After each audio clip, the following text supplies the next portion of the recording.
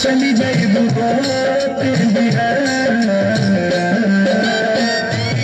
वो रचाकर हाथों में मेहंदी बड़े शौक से अपने महल में सो रहे थे। वो रचाकर हाथों में मेहंदी बड़े शौक से अपने महल में सो रहे थे।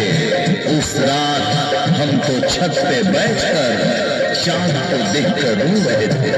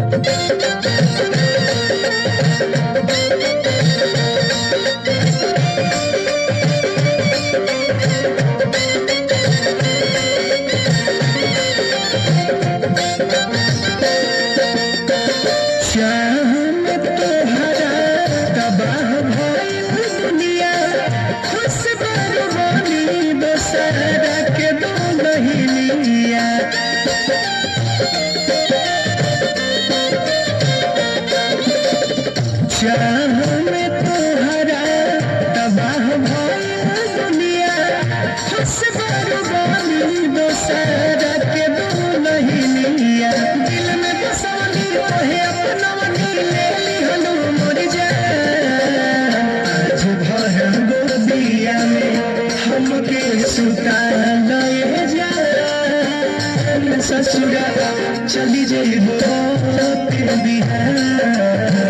आज भर गोदिया में हमके सुता जान ससुरा चली जाए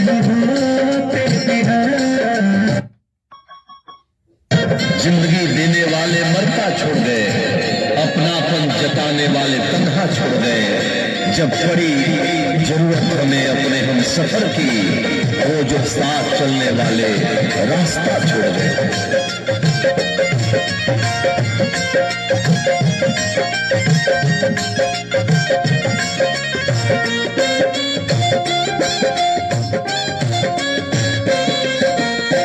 शर्मा मृत्युंजय के याद आई बेसी भइले पराया पर दुमन परदेसी।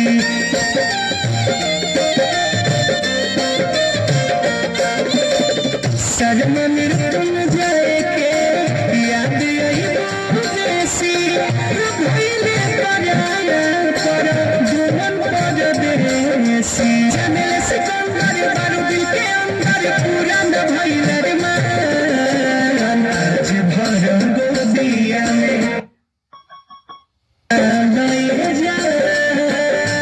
ससुरा चली जाए